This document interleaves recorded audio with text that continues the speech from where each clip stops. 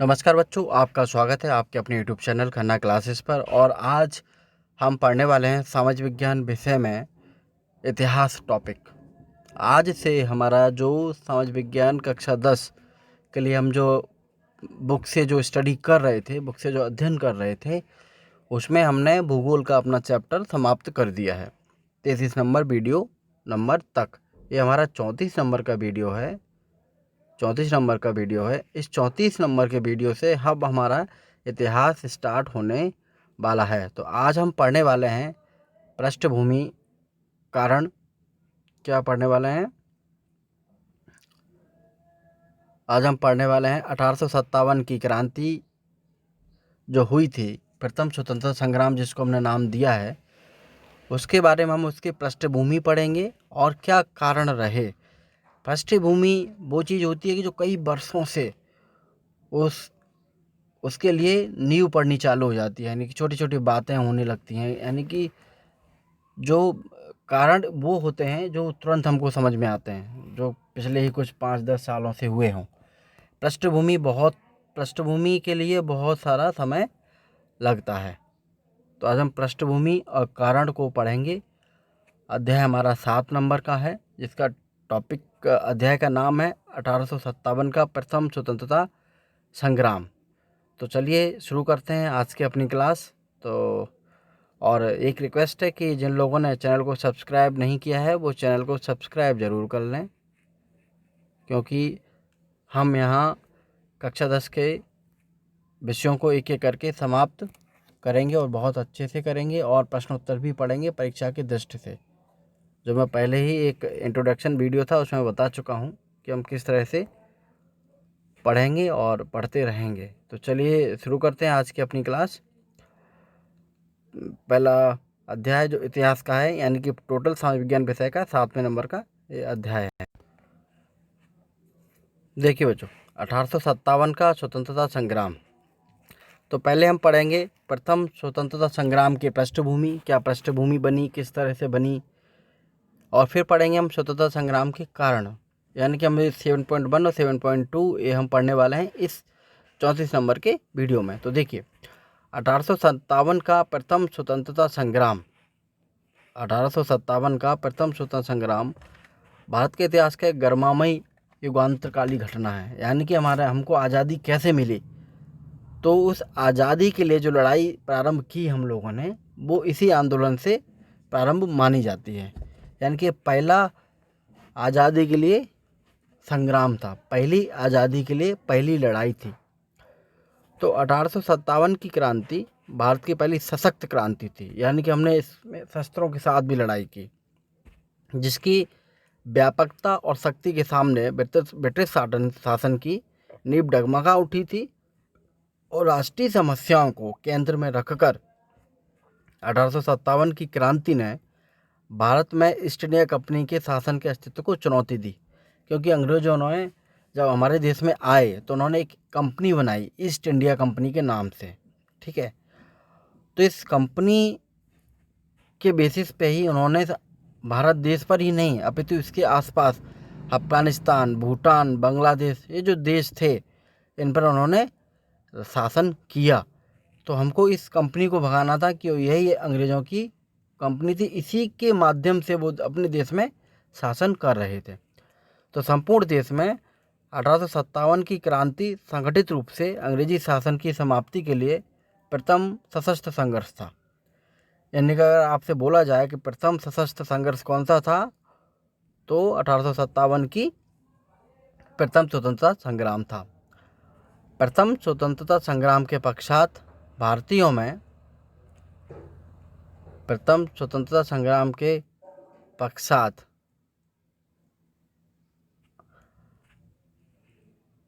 कहाँ पहुँचे, हाँ, चुनौती दी और संपूर्ण देश में अंग्रेज़ों के खिलाफ पहली हमारी सशस्त्र संघर्ष की शुरुआत हुई। यद्यपि संग्राम असफल हो गया, परंतु इसकी स्मृति और प्रेरणा जनमानस में विद्यमान रही। हम जरूर इसमें फेल हुए थे, असफल हुए, लेकिन जो ताकत मिलती है पहले मूवमेंट से, लोगों में हिम्मत आई कि नहीं हम कर सकते हैं। तो प्रथम स्वतंत्रता संग्राम के पश्चात भारतीयों में जो चेतना जागृत हुई वह विशुद्ध रूप से भारतीय थी। यानी कि सबको इतना एहसास हो गया था कि हम लोग मिलजुल कर अगर अंग्रेज़ों के खिलाफ लड़ेंगे तो हम ज़रूर आज़ादी पा लेंगे। तो भारतीयों ने यह अनुभव किया कि उनके और अंग्रेजी शासन के हितों में भिन्नता है। अंग्रेज अपने स्वार्थों को पूर्ण करने के लिए भारतीयों को कभी भला नहीं होने देंगे। अगर कोई मुद्दा गरीबी अशिक्षा अगर हट जाएगी तो फिर वो उनके मुद्दे खत्म हो जाएंगे। तो ऐसे ही उन्होंने भी अपने स्वार्थ केवल पूर्ण किए और भारतीयों को कभी भला उन्होंने नहीं होने दिया। उन्हें यह भी आभास हुआ कि जब तक वे स्वयं नींद से नहीं जागेंगे और स्वतंत्रता, समानता, बंधुत्व, आत्मसम्मान, अखंडता और भारतीय होने के गर्व की भावना से कार्य नहीं करेंगे तो देश गुलाम ही बना रहेगा। इस प्रकार के विचारों ने भारतीयों में राष्ट्रीय भावना बलबीत कर दी। यानी कि हम खुद का स्वार्थ छोड़ के जब हम भारतीयता के, भारत देश के लिए सोचेंगे तभी हमको आज़ादी मिलेगी, अदरवाइज हमको आज़ादी नहीं मिल सकती। तो देखिए, भारत में जो यूरोपीय आए, आगमन से 1857 के संग्राम आरंभ होने तक ही पृष्ठभूमि बनी, फिर तो संग्राम हुआ। तो देखिए, 1857 में भारत की आम जनता और सैनिक देसी रियासतों के राजाओं और जमींदारों ने विशेष शासन से मुक्ति पाने के लिए बहादुरी से संघर्ष किया। इसे 1857 का प्रथम स्वतंत्रता संग्राम माना जाता है। किसको? 1857 में भारत की आम जनता, सैनिक और देसी रियासतों के राजाओं तथा जमींदारों ने विदेशी शासन से मुक्ति पाने के लिए बहादुरी से जो संघर्ष किया, उसके कारण ही 1857 का प्रथम स्वतंत्रता संग्राम माना जाता है। अब 1857 की घटनाएं स्वतंत्र संग्राम की प्रथम चिंगारी थी और इस संग्राम में सैनिकों ने महत्वपूर्ण भूमिका निभाई। समाज के प्रत्येक वर्ग ने खुलकर इस संघर्ष में भाग लेकर इसे मजबूत आधार प्रदान किया। इस संघर्ष में लाखों नागरिकों, सैनिकों आदि का बलिदान भी हुआ। 15वीं शताब्दी के उत्तरार्ध में भारत में अनेक यूरोपीय शक्तियों ने व्यापार करने के उद्देश्य से भारत में प्रवेश किया। 15वीं शताब्दी माने ये 1500 सन से लेके स्टार्ट करें आगे तक। तो हम कौन सी बात कर रहे हैं? ये 1857 की क्रांति की बात कर रहे हैं। यानी कि लगभग 350 साल तक उन लोगों से हम लड़ते रहे, छुटपुट घटनाएं होती रहीं, यानी 350 साल में पृष्ठभूमि बनी इस संग्राम की। अब देखिए, आप हम बात कर अब इतिहास में जाएं तो हम 1500 साल से 1500 जो जैसे कि अभी हमारा ईयर 220 चल रहा है, वो ये 1500 ईयर की बात है, ठीक है। तब से लेके 1857 तक 350 साल तक इसकी पृष्ठभूमि बनी, लोगों ने इतना संघर्ष झेला। अब देखिए, जिन यूरोपीय देशों की व्यापारिक कंपनियों ने भारत के विभिन्न क्षेत्रों में अपने व्यापारिक केंद्र स्थापित किए, और में देखिए पुर्तगाल, हॉलैंड, इंग्लैंड और फ्रांस प्रमुख थे। ये जो देश थे, इनकी जो कुछ कंपनियां थी, इन्होंने भारत में आके अपना बिजनेस प्रारंभ कर दिया। यह व्यापारिक केंद्र मुख्यतः समुद्री तटवर्ती क्षेत्रों के में स्थित थे। इनके व्यापारिक केंद्रों को फैक्ट्री कहा जाता था। क्या कहा जाता था? फैक्ट्री। इनके व्यापारिक केंद्रों को फैक्ट्री कहा जाता था। कंपनियों ने प्रतिद्वंदियों के हमलों से रक्षा के लिए फैक्ट्रियों की किलेबंदी की। यानी कि हम लोग ये समझ गए थे कि इन फैक्ट्रियों को हमको बंद करना पड़ेगा। यह व्यापारिक कंपनियां भारत में उपलब्ध ऐसी वस्तुओं को जिनका यूरोप में अभाव था, सस्ती दरों पर खरीदती थी। यानी कि यूरोपीय कंट्रियां थीं, यूरोप में देशों में जो चीज़ें नहीं मिलती थीं, उन चीज़ों को इन्होंने अपने भारत से सस्ते दामों पर खरीदना चालू किया और इनके निर्यात कर अधिक से अधिक लाभ कमाते थे। यानी कि यहाँ से सस्ते दामों में खरीदते थे और यूरोपीय देशों में जाके वो महंगे दामों में बेचते थे। तो ये कंपनियां बहुत मुनाफा कमा रही थीं। अब देखिए, जो ब्रिटिश ईस्ट इंडिया कंपनी थी, इसकी स्थापना हुई थी कब? 1600 में। 1600 ईस्वी में ब्रिटिश ईस्ट इंडिया कंपनी की स्थापना हुई।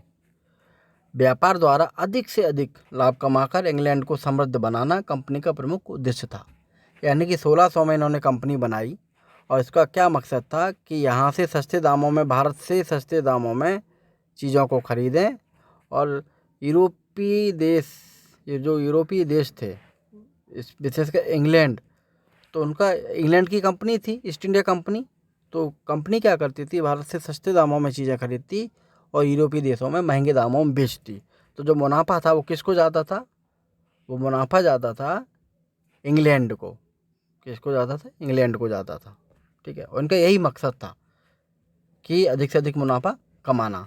तो इस उद्देश्य को प्राप्त करने के लिए कंपनी ने उचित अनुचित मार्ग का सहारा लेने में कोई संकोच नहीं किया। यानी कि जो सही तरीके हैं वो तो उन्होंने अपनाए, उसके बाद गलत तरीके भी उन्हें अपनाना चालू कर दिया। कंपनी ने सबसे पहले सूरत को व्यापारिक केंद्र के रूप में विकसित किया। सबसे पहले इन्होंने क्या किया, सूरत को अपना प्रमुख केंद्र बनाया व्यापार का। इसके पश्चात कंपनी ने भरूच, अहमदाबाद, आगरा, मछलीपट्टनम, मद्रास, मुंबई, बंगाल में कलकत्ता आदि स्थानों पर अपने प्रमुख व्यापारिक केंद्र बना दिए। यानी कि ईस्ट इंडिया कंपनी 1600 ईस्वी में इन्होंने बनाई, मैंने इन्हें कंपनी बनाई और मैंने इन्हें कहाँ पे रखा, मुख्य केंद्र सूरत में रखा। ठीक है, उसके बाद इन्होंने इन देशों में भी, इन शहरों में भी अपनी पहुंच बना ली। ब्रिटिश ईस्ट इंडिया कंपनी 17वीं शताब्दी के उत्तरार्ध में भारत में राजनीतिक सत्ता स्थापित करने का स्वप्न देखने लगी थी कि भारत में हम राजनीतिक सत्ता, यानी कि हम प्रशासनिक गद्दी भी ले लेंगे 17वीं शताब्दी के उत्तरार्ध से। यानी कि ये 1600 में आए। देखिए, आपको समझ आएगा कि 1600 में इन्होंने ईस्ट इंडिया कंपनी बनाई, ईस्ट इंडिया कंपनी बनाई।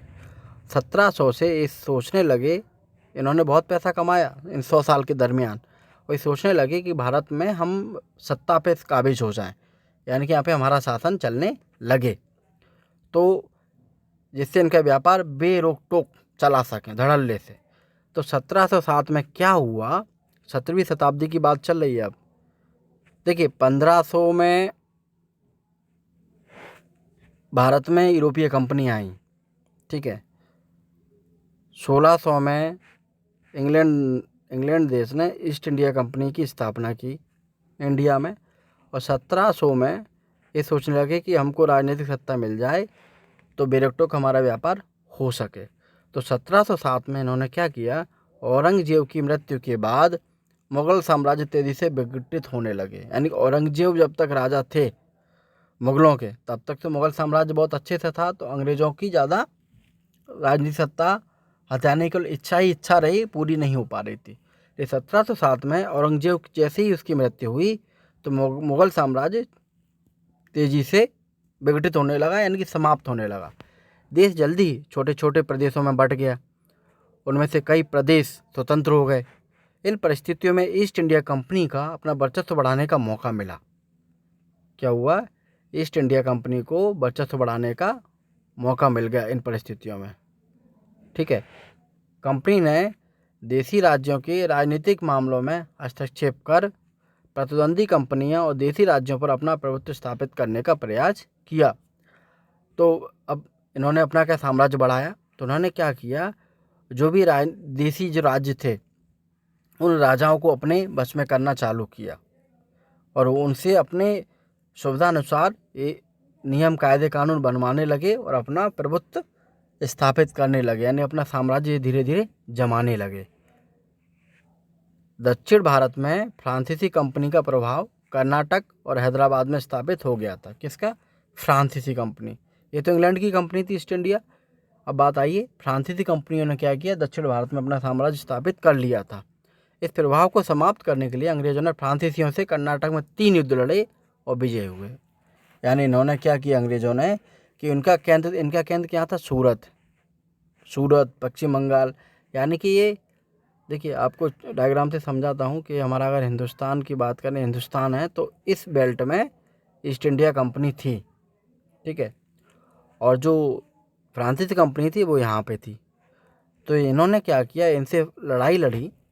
ठीक है ना, फ्रांसीसियों से युद्ध लड़ा, 3 युद्ध लड़े और तीनों जीत हासिल हुई। तो ईस्ट इंडिया कंपनी ने वहाँ पे भी कब्जा कर लिया। कहाँ? दक्षिण भारत में। अब 1757 के प्लासी के युद्ध में ईस्ट इंडिया कंपनी ने बंगाल के नवाब सिराजुद्दौला को पराजित किया और 1764 के बक्सर के युद्ध में कंपनी ने अवध, बंगाल और मुगल सम्राट को संयुक्त शक्ति को पराजित किया। यानी कि हम कहाँ तक पहुँच गए? हम 1700 तक, तो 1707 तक पहुँच गए। इन्होंने क्या किया? दक्षिण भारत में अपना साम्राज्य फ्रांसीसियों से छीन लिया। किन्होंने? इंग्लैंड वालों ने।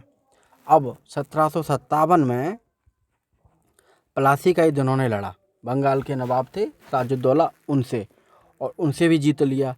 फिर इनने 1764 में युद्ध लड़ा बंगाल, अवध और बंगाल से, तो मुगल सम्राट की संयुक्त शक्ति को पराजित कर दिया। यानी कि ये 1707 का युद्ध भी जीते प्लासी का फ्रांसीसियों से, 1757 में प्लासी का युद्ध भी जीते और 1764 में बक्सर का युद्ध भी जीते। 3 युद्ध इन्हें बैक टू बैक जीते। ठीक है, कौन कौन से? एक तो ये प्लासी का, 1764 बक्सर का और 1707 फ्रांसीसियों से। ठीक है। अब अंग्रेजों ने, इन विजयों ने भारत में ब्रिटिश सत्ता की स्थापना का मार्ग खोल दिया, क्योंकि अब उन्हें चारों तरफ अपनी साम्राज्य बना लिया था। तो उन्होंने सोचा भारत में अब तो हम अपनी सत्ता जमा लेंगे। धीरे धीरे कंपनी ने उन सभी भारतीय शक्तियों को चुनौती को समाप्त करना आरंभ किया जो कंपनी के एकाधिकार के मार्ग में बाधा बन सकती थी।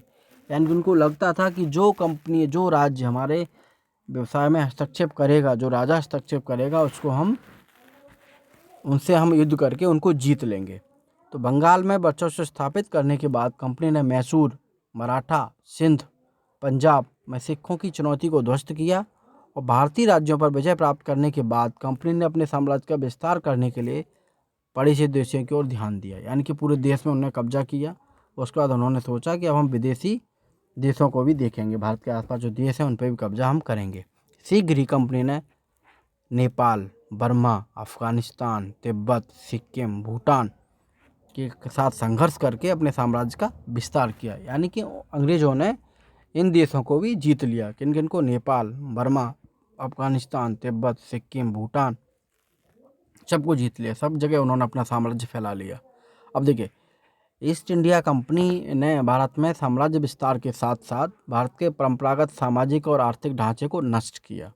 अंग्रेजों ने भूमि पर लगान संबंधी जो नीति अपनाई, उससे भारतीय किसानों को सर्वाधिक हानि उठानी पड़ी। उन्होंने क्या किया? जो किसान खेती करते थे तो उनसे वो लगान ज़्यादा वसूलने लगे। ठीक है, क्योंकि राजा तो सब उन्हें कब्जे में कर लिए, उनको पैसा चाहिए था।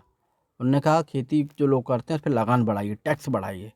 और फिर अंग्रेजों ने दूसरी तरफ भारत के परंपरागत हस्तकरघा और हस्तकला उद्योग जैसे कुटीर उद्योगों को नष्ट कर दिया। इसके कारण भारत का धन इंग्लैंड की ओर प्रभावित होने लगा। उन्होंने क्या किया? इन धंधों को बंद किया, क्योंकि इन जो कुटीर उद्योग थे, इनसे भारत में जो चीज़ें ज़रूरत लोगों को होती थी उनकी पूर्ति यहीं से हो जाती थी। तो उन्होंने कहा कि इन धंधों को बंद करिए, इन उद्योगों को बंद करिए, और जो उद्योग हमारे चल रहे हैं हम अपना सामान इन लोगों को बेचेंगे। ठीक है, तो इन्होंने बेचना चालू किया। तो सारा धन कहाँ जाने लगा? इंग्लैंड की ओर, क्योंकि इंग्लैंड की कंपनी थी, सामान बेचती, जो पैसा मिलता वो इंग्लैंड को चला जाता।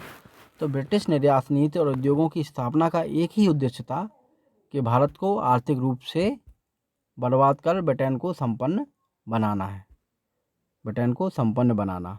इसी प्रकार ईस्ट इंडिया कंपनी ने विजय के माध्यम से भारतीय प्रदेशों को अनुचित तरीकों से कंपनी के साम्राज्य में विलय करके भारतीय जनता का शोषण करके भारतीय जनमानस को असंतोष और आक्रोश की भावना से भर दिया। तो ईस्ट इंडिया कंपनी ने क्या काम किया? पहले तो उन्होंने फ्रांसीसियों से युद्ध लड़ा, उनको जीता, सिराजुद्दौला को हराया, अवध मुगल सारे राजाओं को हराया।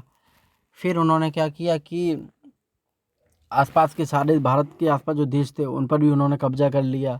फिर उन्होंने किसानों पर लगान बढ़ा दिया। फिर उन्होंने क्या किया? जो उद्योग थे, छोटे छोटे उद्योग भारत में भारतीय चलाते थे, उनको उन्होंने बंद कर दिया।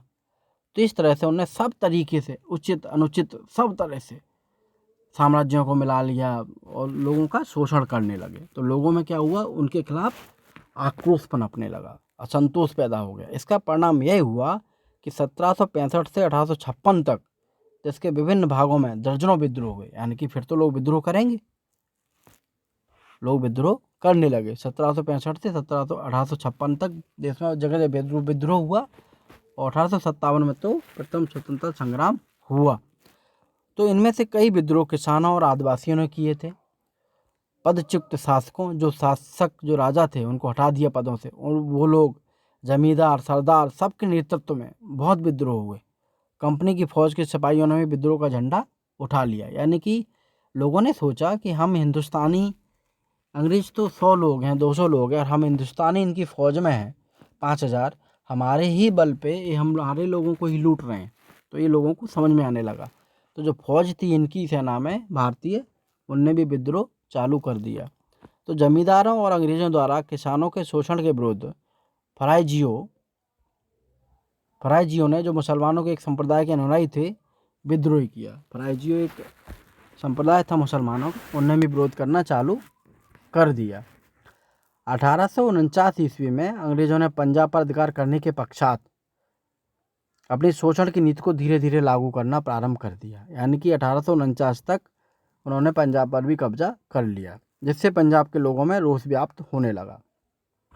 गुरु राम सिंह ने 13 अप्रैल, जो गुरु राम सिंह थे, 13 अप्रैल 1857 ईस्वी से अपने शिष्यों को, जिन्हें नामधारी सिख कहा जाता था, देश व धर्म की रक्षा के लिए प्रेरित करना आरंभ कर दिया।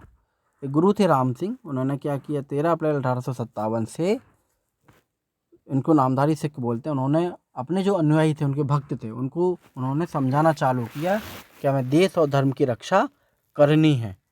और अंग्रेजों के विरुद्ध आवाज़ उठाने के कारण इन लोगों को कूका कहा जाता है। कूका। अंग्रेजों ने पंजाब में अनेक स्थानों पर बूचड़खाने स्थापित किए, जिनमें गौवध भी किया जाता था। अंग्रेजों ने स्थापित किए जहां गायें काटी जाती थी। तो कूकों ने ऐसे बूचड़खानों पर आक्रमण करके उन्हें बंद कर दिया। उन्होंने आक्रमण किया, उनको बंद करवा दिया। इसी प्रकार कूकों ने मालर कोटला के बछोड़खाने पर आक्रमण करके अधिकार कर लिया। और पुलिस ने 49 कूकों को बंदी बनाकर तोपों से उड़ा दिया। कूकों ने तोपों की ओर अपना सीना करके वीरतापूर्वक मौत को गले लगाया। देखिए, आज़ादी बड़े मुश्किल से मिली है, क्योंकि बहुत लोगों ने बलिदान दिया है। अब देखिए, 1857 पे पहुंच गए हम, 13 अप्रैल 1857 तक। ठीक है, अब देखिए, कंपनी की फ़ौज के सिपाहियों ने जो विद्रोह किए, जो कंपनी ईस्ट इंडिया कंपनी थी, उसमें जो फौज में जो भारतीय सैनिक थे, उन्होंने क्या विद्रोह किया। उनमें प्रमुख थे 1800 ईस्वी का बेल्लोर विद्रोह और 1824 ईस्वी का बैरकपुर विद्रोह। यानी कि 2 विद्रोह थे जो भारतीय सैनिकों ने किए थे। तो बेल्लूर का विद्रोह टीपू के वंशजों के प्रेरणा स्वरूप हुआ था। यानी कि जो टीपू थे, उन्होंने उनको प्रेरणा दी, जिससे विद्रोह हुआ। जैसे अंग्रेजी फौज ने निर्ममतापूर्वक कुचल दिया, यानी कि हम लोग हार गए। 1800 ईस्वी में बेल्लोर विद्रोह। 1824 में द्वारा से किया।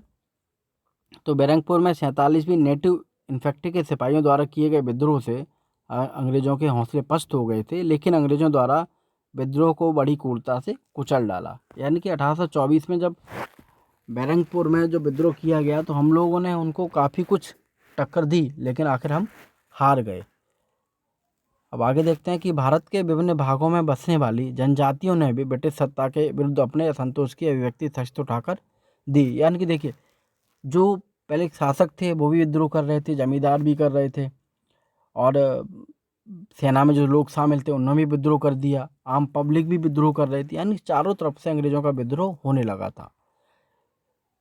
इसका कारण यह था कि जनजातियां ब्रिटिश सरकार की प्रशासनिक, न्यायिक व भू राजस्व व्यवस्था से असंतुष्ट थीं, और ब्रिटिश सरकार ने जनजातियों की जीविका के साधन को अपने संरक्षण में ले लिया था। जंगलों को भी उन्होंने क्या किया, जंगल भी अपने कब्जे में ले लिए थे अंग्रेजों ने। तो जो जंगल से जिन लोगों का जीवन यापन होता था, वो लोग परेशान, तो उन लोगों ने विद्रोह किया। तो जंगल से संलग्न कृषि भूमि से उन्हें बेदखल कर दिया था। इस समय अनेक भूस्वामी, साहूकार, व्यापारी भी जनजातियों का आर्थिक शोषण कर रहे थे। तो जनजातियां इसलिए आक्रोश में थीं क्योंकि उनकी आत्मनिर्भर अर्थव्यवस्था को कंपनी सरकार का नया व्यवसाय ने चौपट कर दिया था। क्योंकि वो खेती करते थे, जंगल से अपना जीवन यापन कर रहे थे, और ईस्ट इंडिया कंपनियाँ ही उन्होंने अपने कब्जे में ले लिया, तो उनका जीवन यापन बंद हो गया, रोटी पानी बंद हो गया। तो विद्रोह तो होना स्वाभाविक था। तो जिन जनजातियों ने ब्रिटिश सरकार के विरुद्ध विद्रोह किया, तो उनमें प्रमुख थे मध्य प्रदेश और महाराष्ट्र में भीलों का विद्रोह। मध्य प्रदेश और महाराष्ट्र में भील जाती थी जनजातियों की, उन्होंने विद्रोह किया। उड़ीसा में गोंडों ने किया खोड़ों का विद्रोह। छोटे नागपुर में कोल विद्रोह हुआ। राजस्थान में मेंढों का विद्रोह हुआ। बंगाल बिहार में संथालों का विद्रोह हुआ। पूर्वोत्तर भारत में खासियों का विद्रोह हुआ। यानी कि जहाँ जहाँ जो जो जनजाति पाई जाती थी उनने वहाँ वहाँ विद्रोह किया, जिनमें प्रमुख थे कट्टबोमन तमिलनाडु, पैका उड़ीसा, बेलुथम्बी त्रावणकोर, रामोसी पुणे, बुंदेला बुंदेलखंड, गडकरी महाराष्ट्र और फमकोंडा आंध्र प्रदेश। तो अंग्रेजी शासन के विरुद्ध जितने विद्रोह हुए उनका स्वरूप स्थानीय रहा, उनका दमन हो गया। यानी कि साधन तो थे नहीं, कहीं पे किसी ने विद्रोह किया वहाँ पे उन्होंने दबा दिया। यानी कि विद्रोह हर जगह हो रहे थे, यहाँ हो रहा है, यहाँ हो रहा है, यहाँ हो रहा है, लेकिन वो एक साथ नहीं हो रहे थे। इन्होंने किया तो उनको दबा दिया, इन्हें अलग से किया इनको दबा दिया, ये हो रहा था। यद्यपि ये ब्रिटिश शासन के विरुद्ध गंभीर चुनौती उत्पन्न नहीं कर सके, परंतु इससे सिद्ध होता था कि 1857 के प्रथम स्वतंत्रता संग्राम के पूर्व ईस्ट इंडिया कंपनी के शासन के विरुद्ध व्यापक असंतोष विद्यमान था और 1857 के संग्राम की पृष्ठभूमि निर्मित करने में इन विद्रोहों की महत्वपूर्ण भूमिका रही। तो इन सब का देखिए ये सार है कि 1500 ईस्वी में ईस्ट इंडिया कंपनी हमारे देश में विदेशी कंपनी आई, 1600 में ईस्ट इंडिया कंपनी बनी, 1700 से उन्होंने विद्रोह चालू किया, 1707 में उन्होंने फ्रांसीसियों से युद्ध लड़ा, उसके बाद प्लासी की लड़ाई लड़ी, बक्सर की लड़ाई लड़ी, वो सब कुछ जीतते गए, सारे राजाओं को जीता। फिर अंग्रेज़ों ने विदेश जो भारत के बाहर जो विदेशी भारत के पड़ोसी देश हैं उनको भी उन्होंने जीता। फिर उन्होंने खेती पर लगाना चालू किया, फिर उन्होंने कुटीर उद्योगों को नष्ट किया, जंगलों पर कब्जा किया, यानी उन्हें सबका जीवन यापन बेकार कर दिया। तो सब लोगों में असंतोष होने लगा। तो असंतोष क्या था कि जगह जगह अलग अलग छोटे छोटे आंदोलन होते थे, अंग्रेज उसको दबा देते थे। अब अलग अलग होते थे, आपस में कम्युनिकेशन नहीं था, आपस में बातचीत नहीं थी, तो बड़ा विद्रोह नहीं हो पाया। इसलिए हमारे जो आंदोलन थे उनको दबा दिया जाता था। और जो भारतीय सैनिक उनकी सेना में थे उन्होंने भी विद्रोह कर दिया था। फिर इनने पंजाब पे कब्जा किया, तो पंजाब में गुरु राम सिंह आगे आए, उन्होंने अपने अनुयायियों को समझाया तो उन्होंने विद्रोह किया। एंड देश में हर जगह विद्रोह थे, लेकिन टुकड़ों में, छोटे छोटे टुकड़ों में, आपसी कोई बात नहीं थी। इसलिए उन्होंने सबको, अंग्रेज़ों ने हरा दिया। लेकिन इससे ये था कि सारे देश में असंतोष था, ये समझ में आया। अब देखिए स्वतंत्रता संग्राम के कारण क्या हैं, प्रथम स्वतंत्रता संग्राम के कारण क्या है, अब हम इस कारण को पढ़ने वाले हैं। उम्मीद है आपको बहुत अच्छे से समझ में आया होगा। और मैं इसके बाद जो अगला वीडियो अपलोड करूँगा तो उसमें डिटेल वाइज एक समरी लेके आऊँगा, उसमें आपको और अच्छे से समझ में आएगा। ठीक है, अब देखिए प्रथम स्वतंत्रता संग्राम के कारण क्या रहे, अब इसको पढ़ते हैं थोड़ा सा, फिर हमारा ये वीडियो समाप्त हो जाएगा। अब देखिए प्रथम स्वतंत्रता संग्राम के राजनीतिक कारण रहे।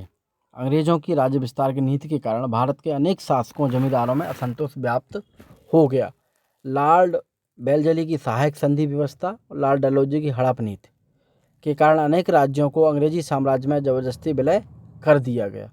अंग्रेजों ने पंजाब, सिक्किम, सतारा, जयपुर, संबलपुर, झांसी, नागपुर आदि राज्यों को अपने अधीन कर लिया था। सरकार ने अवध, तंजौर, कर्नाटक के नवाबों की राजकीय उपाधियां समाप्त कर राजनीतिक अस्थिरता की स्थिति उत्पन्न कर दी थी। अंतिम मुगल सम्राट के प्रति अंग्रेजों का व्यवहार अनादरपूर्ण होता चला गया। इन परिस्थितियों में शासक परिवारों में घबराहट फैल गई। अंग्रेजों ने जिन राज्यों पर कब्जा किया वहाँ के सैनिक, कारीगर, अन्य व्यवसायों से जुड़े लोग भी प्रभावित हुए। अंग्रेजों ने अनेक सरदार जमींदारों से उनकी ज़मीन छीन ली। इस कारण जमींदारियों ने कार्यरत व्यक्ति बेरोजगार हो गए। यानी कि बहुत कुछ किया उनने, संधि की, लोगों को मिलाते गए, फिर लोगों को हड़प नीति अपनाई डलहौजी ने, तो हड़पते गए, लोगों पे कब्जा करते गए। ठीक है ना, अंतिम मुगल शासक था उसका भी सम्मान नहीं किया उन्होंने। बाद में जमींदारों से ज़मीन छीन ली, पुराने शासक से उनके अधिकार छीन लिए। तो ये कारण तो ये रहा, तो लोगों में असंतोष हो गया। दूसरा, भारतीय भाषा, संस्कृति और परंपराएं थीं उन पर उन्होंने आघात किया। भारतीय भाषा, संस्कृति एवं परंपराओं पर आघात। लॉर्ड मैकाले की शिक्षा नीति भारतीय शिक्षा पद्धति एवं संस्कृति पर आक्रमण था। जो लॉर्ड मैकाले आया वो नई शिक्षा नीति लेके आया कि हम नई तरीके से पढ़ाएंगे अब। तो वह पूर्वाग्रहों से प्रेरित था। देसी भाषाओं में शिक्षा देने का विरोधी था कि देसी भाषा में हम शिक्षा नहीं देंगे। जैसे हिंदुस्तान में हिंदी चलती थी, हम नहीं देंगे। बुंदेलखंड में बुंदेली चलती है, हम नहीं देंगे। तो मैकाले ने क्या किया, अंग्रेजों को सबसे उच्च नस्ल और अंग्रेजी भाषा का सर्वोत्तम मानता था। अंग्रेजों को वो सबसे उच्च नस्ल का मानता था और अंग्रेजी भाषा को वो श्रेष्ठ मानता था। इसलिए उसने क्या किया, अंग्रेजी भाषा और पाश्चात्य ज्ञान विज्ञान के अध्ययन को प्रोत्साहित किया। अंग्रेजी को श्रेष्ठ मानता था और अंग्रेजों को मानता था, तो उसने क्या किया कि सिर्फ अंग्रेजी ही पढ़ाई जाएगी। परंतु इस समय मैकाल का उद्देश्य अंग्रेजी शिक्षा का ज्ञान देकर ब्रिटिश राज्यों के हितों की रक्षा करना था। ऐसे व्यक्ति तैयार करना था जो अंग्रेजों को शासन में मदद कर सकें। तो मैकाले प्रजातीय अहंकार से परिपूर्ण था। इसका उदाहरण यह है कि उसकी अनुशंसा पर सरकार ने प्राच्य भाषाओं की पुस्तकों के मुद्रण और अनुवाद पर प्रतिबंध लगा दिया। यानी कि जो और भाषाएं थी अंग्रेजी के अलावा, उन सब भाषाओं की बुकों पर उसने प्रतिबंध लगा दिया कि अंग्रेजी के अलावा दूसरी भाषाओं में बुकें ही नहीं छपेंगी या उनका अनुवाद भी नहीं होगा। तो प्राच्य भाषा के समर्थकों ने अंग्रेजी शिक्षा नीति को अपनी भाषा, परंपरा, संस्कृत पर आक्रमण मानकर इसका विरोध किया था। यानी उसने सारी शिक्षा अंग्रेजी में कर दी। जो लोगों की लोकल लैंग्वेज में बुक आती थी उन पर बंद कर दिया। अंग्रेजी की बुकों का उसने अनुवाद होना बंद कर दिया। तो लोगों ने इसको अपनी संस्कृति, परंपरा, भारतीय भाषा पर आक्रमण माना। तो इससे भी लोगों में बहुत असंतोष था। बहुत उससे लोग असंतोष करके विरोध करने लगे थे। ठीक है। अगला कारण था आर्थिक कारण। अंग्रेजों द्वारा लागू की गई भूमि व्यवसायियों के किसानों को नष्ट कर दिया। उसने क्या किया, जो भूमि व्यवस्था थी उसने किसानों को नष्ट कर दिया। नई जो भूमि व्यवस्था वो लेके आए, ज़्यादा लगान देना, बहुत सारी चीज़ें। तो अत्यधिक करों के भार के तले दबे हुए भारतीय कृषकों की हालत निरंतर गिरती जा रही थी। परिणाम यही हुआ कि कृषक साहूकारों के चंगुल में फंसकर कर्जदार हो गए। सरकार ने इंग्लैंड में तैयार माल की खपत भारत में बढ़ाने के लिए भारत के करघा और हस्तशिल्प कुटीर उद्योग को बर्बाद कर दिया। सरकार ने क्या किया कि अंग्रेज़ों ने कि टैक्स बहुत बढ़ा दिया खेती पर। अब किसान, इतना फसल होती नहीं थी, टैक्स वो दे नहीं पाता था, तो वो ब्याज पे ब्याज लगाता रहता था, सूद। तो किसान कभी उस कर्ज से मुक्त हो ही नहीं पाया।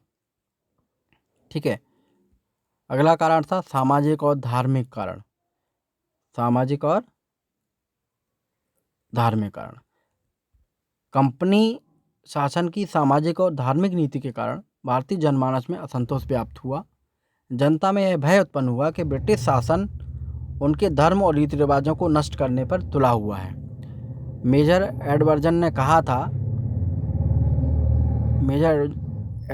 कहा था कि भारत पर हमारे अधिकारों का अंतिम उद्देश्य देश को ईसाई बनाना है। अंग्रेज क्या चाहते थे कि भारत, पूरा देश, जितने भी धर्म, जाति, संप्रदाय हैं, सब ईसाई बन जाए। कंपनी ने सरकार की सामाजिक कुरीतियों को समाप्त करने के लिए अनेक कदम उठाए और कानूनों को लागू किया। भारतीयों ने इसे अपने सामाजिक जीवन में हस्तक्षेप माना। भारतीयों ने बोला कि आप हमारे सामाजिक जीवन में हस्तक्षेप कर रहे हैं, हमको ज़बरदस्ती धर्म परिवर्तन के लिए आप हम पे प्रेशर बना रहे हैं, तो ये ठीक नहीं है। तो ब्रिटिश सरकार द्वारा ईसाई धर्म का प्रचार किया जाने लगा। धर्म परिवर्तन हेतु प्रलोभन देने लगे कि आप ईसाई बन जाइए, आप ये ले लीजिए, पैसा ले लीजिए, घर ले लीजिए। शिक्षण संस्थानों में ईसाई धर्म की शिक्षा दी जाने लगी।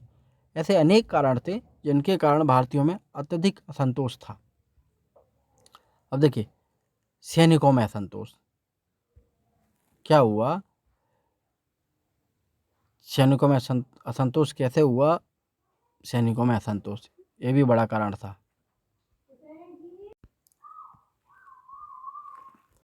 सैनिकों में असंतोष। कंपनी सरकार की नीतियों के कारण सैनिकों में असंतोष व्याप्त था। ब्रिटिश सरकार का अस्तित्व भारतीय सैनिकों पर ही टिका हुआ था, क्योंकि ब्रिटिश तो 100 सैनिक थे, लेकिन हमारे यहाँ के उनकी सेना में 1000 सैनिक हुआ करते थे। 100 उनके होते थे तो 1000 हमारे होते थे। तो ब्रिटिश सरकार जो भी थी, उनके जो अस्तित्व था ब्रिटिश सरकार का, वो भारतीय सैनिकों पर ही टिका हुआ था।